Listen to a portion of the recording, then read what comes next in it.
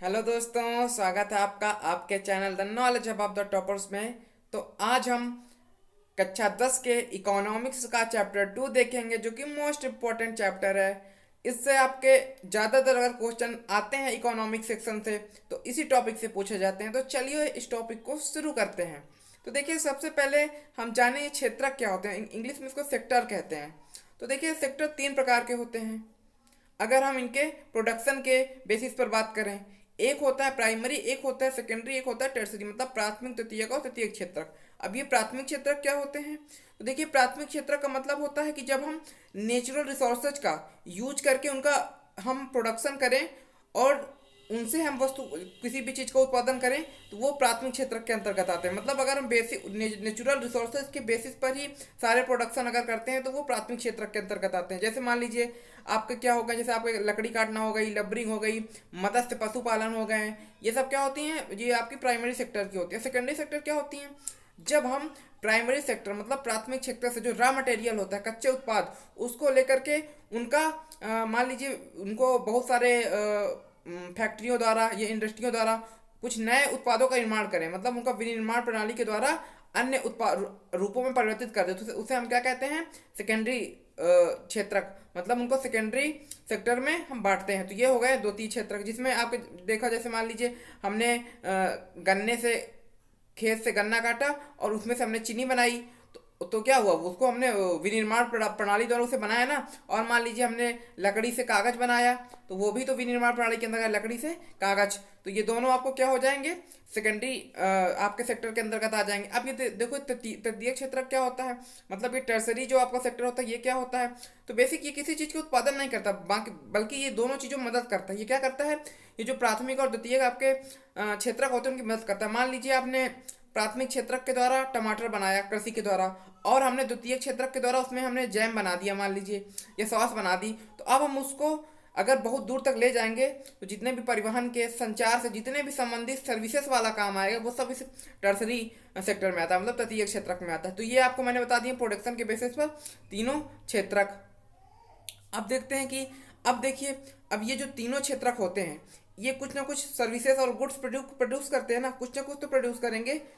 अगर हम सभी गुड्स और सर्विसेज का जो फाइनल वैल्यू है, अगर हम उसको फाइनल वैल्यू को जोड़ दें तो वो हो जाती है देश की जीडीपी।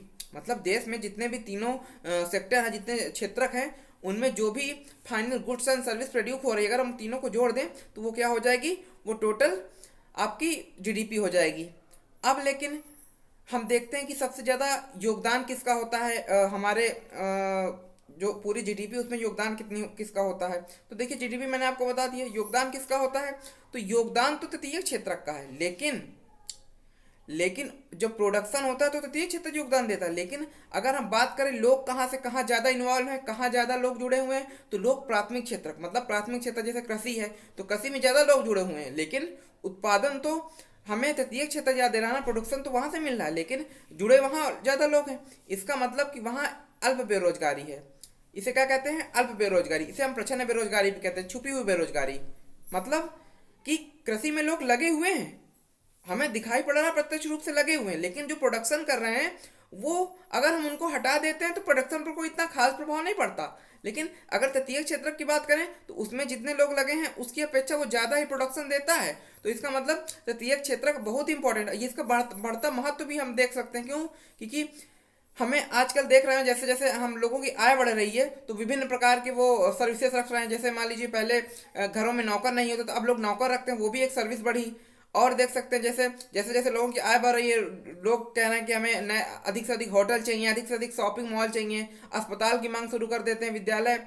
और जैसे जैसे अब एक सूचना और प्रौद्योगिकी का आप एग्जाम्पल देख सकते हैं, जब से जियो आया तो इंटरनेट का कितना रिवोल्यूशन आ गया। तो यही सब टर्सरी सेक्टर के अंतर्गत आते हैं कि जितनी अधिक लोगों की इनकम होगी उतनी अधिक इनकी ज़रूरत होगी। इसीलिए जो हमारा प्रोडक्शन उसमें जो टर्सरी सेक्टर है उसका महत्व लगातार बढ़ता ही चला जा रहा है।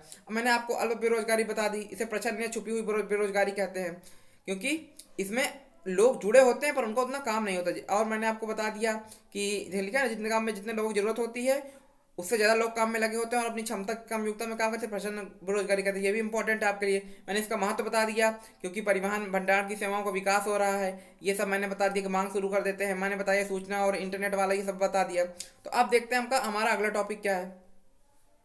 तो देखिए, इस चैप्टर से यही एक और, अब देखिए, अब लोग बेरोजगारी बढ़ रही है, तो उसके लिए क्या हुआ कि 2005 में सरकार एक अधिनियम लाती, जिसे कहते हैं मनरेगा, मतलब महात्मा गांधी रोजगार ग्रामीण गारंटी अधिनियम।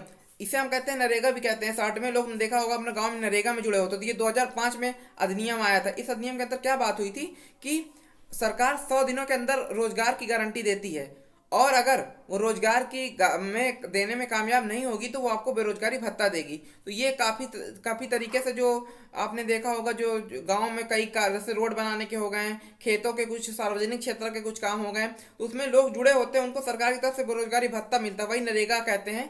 ग्रामीण परिवेश से होंगे आप सभी लोग। तो ये 2005 में आया था राष्ट्रीय ग्रामीण रोजगार गारंटी अधिनियम। अब देखते हैं अपना अगला टॉपिक क्या है।